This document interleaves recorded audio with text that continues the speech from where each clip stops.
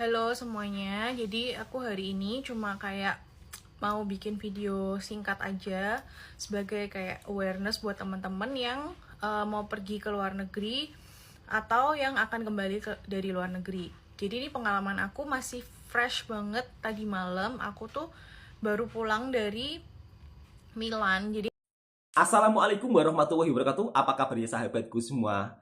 Mungkin video ini juga bisa dijadikan bahan informasi buat sahabat-sahabatku yang sekarang bekerja di negara orang. Baik untuk TKI dan juga TKW yang ada di Malaysia maupun di negara manapun.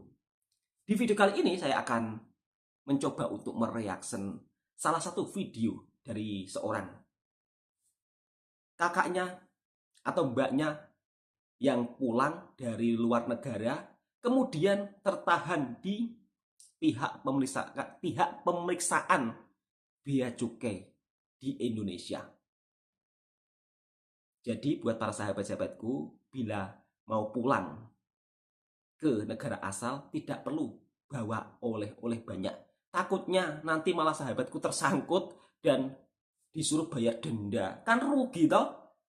Udah capek-capek kerja di luar negeri, terus kemudian beli barang untuk buat oleh-oleh, tahu-tahu hal tersebut tidak diperbolehkan. Kan sayang, lebih baik belanja di kampung halaman ya kan. Kata Pak Menteri kemarin ada yang berkomentar seperti itu. Lebih baik belanja di negara sendiri daripada bawa oleh-oleh dari luar negeri atau dari luar negara. Sebenarnya nggak juga seperti itu ya kan.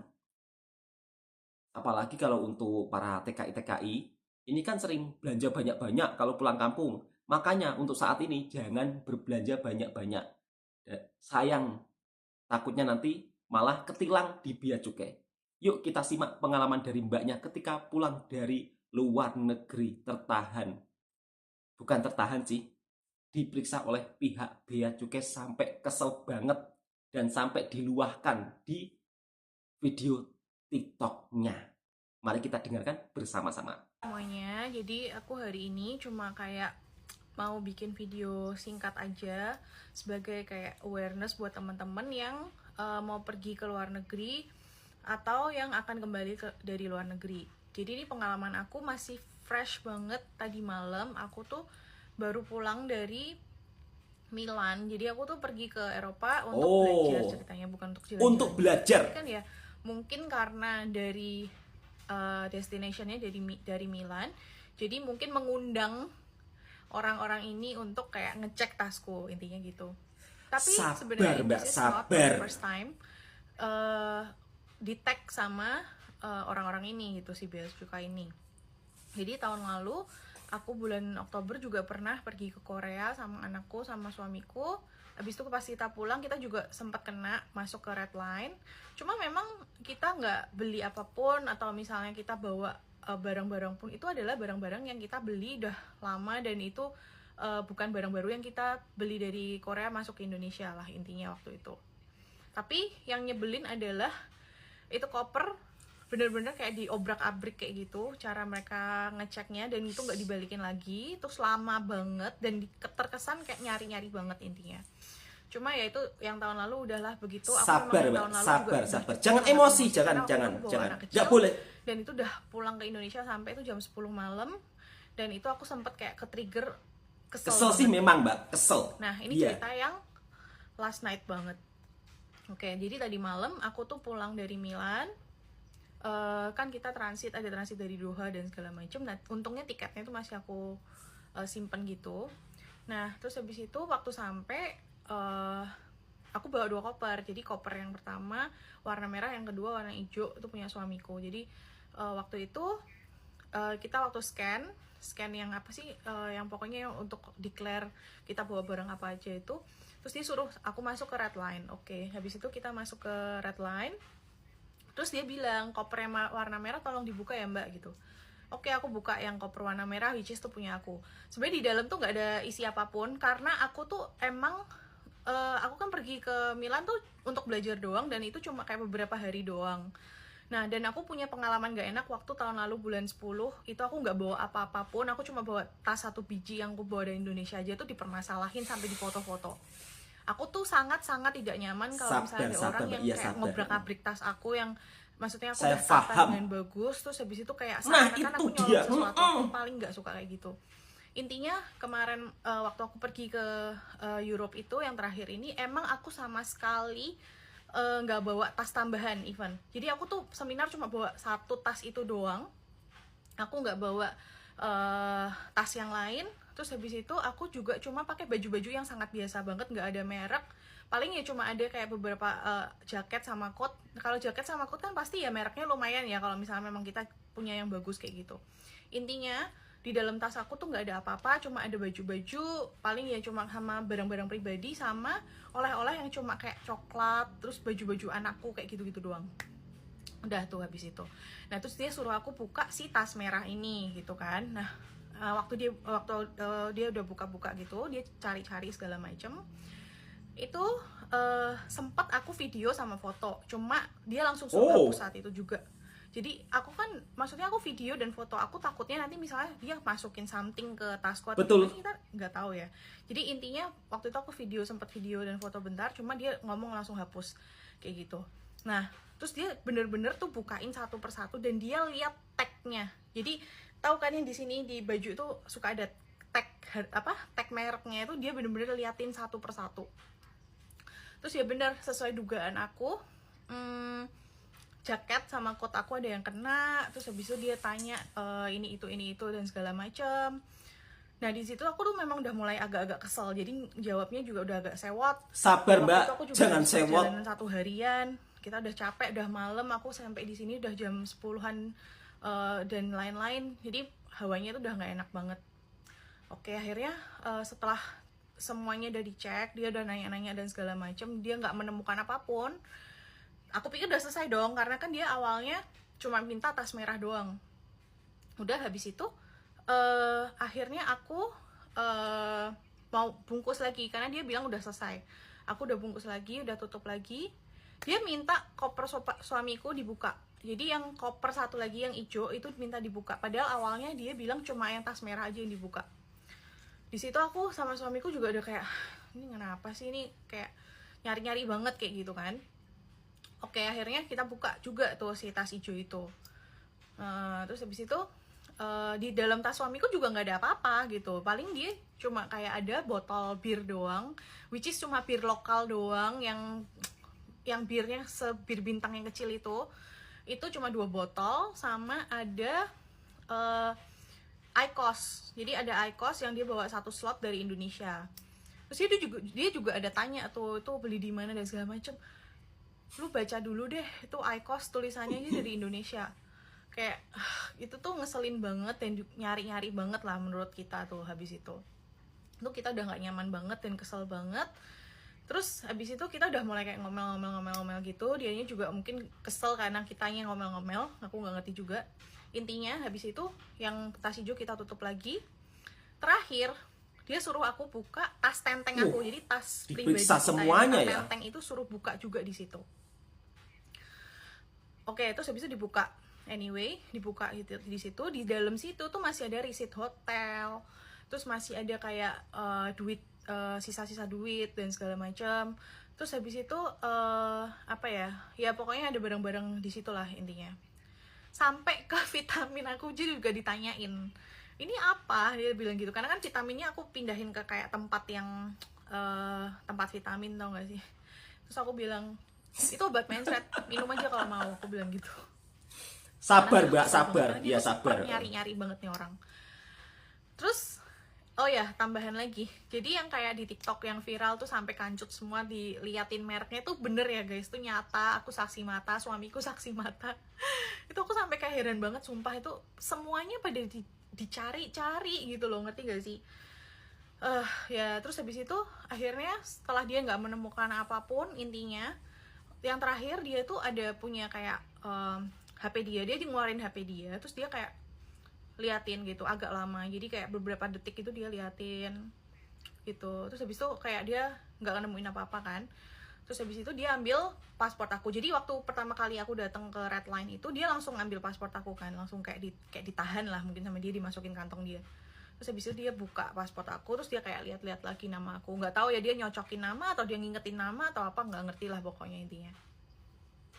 Terus habis itu dia kasih ke aku gini, terus aku ambil gitu kan, karena aku udah kesel banget, jadi mungkin aku ngambil juga langsung ambil gitu. Terus dia langsung bilang, bisa aja dong, dia bilang kayak gitu.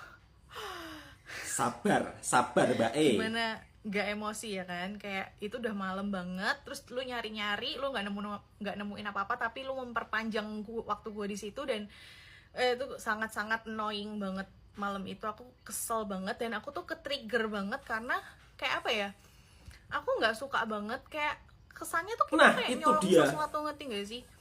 Padahal itu kan kita misalnya pun kita belanja di sana kayak gitu ya, itu pakai duit kita ya nggak sih? Kayak ngapain lu kayak gitu-gitu gitu loh. Itu tuh sangat annoying banget dan gue nggak ngerti, nggak habis pikir banget sama yang bikin peraturan aneh-aneh yang terjadi sekarang ini sih, nggak ngerti banget. Cuma ya anyway, karena memang emang lagi keadaannya kayak gini, aku cuma kasih tahu aja ke orang-orang, ke teman-teman yang mungkin lagi mau ada rencana pergi ke luar negeri atau gimana, coba cari peraturan yang jelas aja, karena kemarin aku juga nggak terlalu baca peraturannya kayak gimana, jadi aku juga nggak terlalu males juga udah nge-counter si orang ini. Jadi kalau menurut aku bawa barang-barang seperlunya aja. Kalau misalnya kalian mau bawa barang-barang bermerek atau apapun, sebisa mungkin foto dulu aja kayaknya mendingan. Jadi foto-foto. Jadi kalau misalnya sampai ketangkep atau dia cari-cari atau gimana, kasih aja tunjuk foto bahwa barang-barang itu kalian nggak beli di sana, kalian bawa dari Indonesia, mungkin dari tanggalnya kan bisa kelihatan dan segala macam. Aku juga nggak ngerti, tapi ada juga yang bilang harus lapor dulu sebelum keberangkatan di bagian arrival, tapi itu Ribet nanti ya urusannya. kalian harus cari lagi lebih lanjut. Oke, sekian dulu untuk sharingannya. Semoga sharingan aku ini membantu buat kalian semua yang mau bepergian ke luar negeri ataupun yang mau pulang dari luar negeri. Stay safe semuanya. Pengalaman mbaknya cuma diperiksa pihak bea cukai, tapi mbaknya kesel ya karena barangnya itu disuruh buka-buka, sampai-sampai tasnya yang dibawa pun juga disuruh dibuka. Dan saya juga pernah mendapat pengalaman yang kurang lebih serupa seperti mbaknya saat pulang dari Malaysia. Saya membawa 2 HP. Tapi HP tersebut itu sudah 3 tahun saya pakai. HP lama. Kemudian saya daftarkan IMEI. Tahu-tahu disuruh bayar. Sedangkan kalau saya mendengarkan berita dari pihak di TV, IMEI tak perlu bayar, khusus untuk para TKI. Pada faktanya justru saya tetap membayar. Ini sangat disayangkan ya. Di TV beritanya sudah keluar katanya IMEI tak perlu membayar, tapi fakta di lapangan harus membayar. Ini aneh dan itulah kenyataannya di negeri kita. Memang seperti itu. Yang buat saya kesal bukan tentang saya harus membayar. Kalau HP saya baru, saya membayar nggak ada masalah. Ini HP sudah saya pakai 3 tahunan. Kalaupun dijual nggak akan laku. 7 jutaan nggak akan laku. 4 juta pun nggak laku loh. HP sudah julek kok. Tapi yang tertera di pihak IMEI atau bea cukai tersebut, HP saya harganya 7 juta lebih untuk 2 HP. Maka Anda harus membayar 400.000 lebih ya. Di situ saya nggak mau membayar. Kalau kamu nggak mau bayar ya udah, HP kamu nggak ada sinyalnya. Ya udah gitu. Ternyata betul.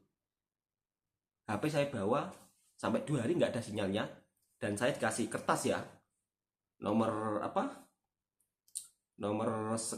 rekening lah, macam nomor rekening, disuruh ke bank Ini kertas ini bawa, nanti kalau kamu mau HP kamu ada sinyalnya, kamu harus bayar IMEI 400 berapa ya, 20.000 kayaknya. Tapi HP saya itu HP 3 tahun, bukan HP beli baru. Ini untuk para bapak-bapak yang bertugas di Bea Cukai, tolong didengarkan.